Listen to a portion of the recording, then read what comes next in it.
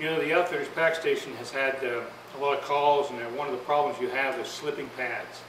If you're packing and you end up slipping a pad, and the pad slips out the back of the animal, because the hair is on the animal is toward its rear, as it walks, it's actually like a throw carpet in your house. It makes it actually move toward the back. A little tip: if you're packing and you're packing with no weight whatsoever in your pack saddles, and you're going into camp or something, carry some rocks, 25-30 pounds of rocks on each side, just to put some weight in that pack saddle to help hold it down, because almost any pad will slip. But what we found out over the years is that most people make pads 44 inches long or 42, and that's the pack pad that's in the industry makes, and that's wrong. It needs to be made 48 inches. That's what it used to be made years ago, and we traditionally say it needs to be made that way today. So we make a pack pad that's 48 inches across. So it goes over that animal 48 inches, not 42 or 44 inches at all, the full 48. We also round the corners. You'll notice that all the corners are rounded. And the reason we do that is the longer pad you have, the corners start to roll up as you're packing, and they get in the way and bump things around. Well, the other thing is where the pack saddle fits into a pack pad.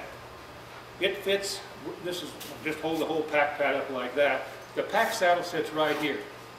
Most pack pads that you see on the market are all sewed up, or they got Cordura, or they got some kind of a Codell factor, or nylons, or you name it, meshes of some type to make a pack pad.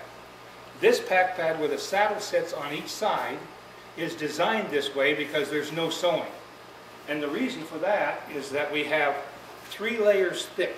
You see there's 3 layers thick inside that. You have the canvas, a waterproof canvas, you have a layer, and a layer here.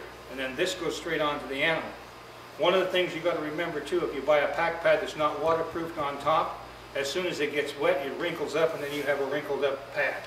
So we make this 3 layers thick, where the saddle sits on the top, right on the top here, on top of this, where there's no sewing. I'll use my hand as an illustration. It sits and works like that. As the saddle sits here, it sits and works within those 3 membranes that we have inside this.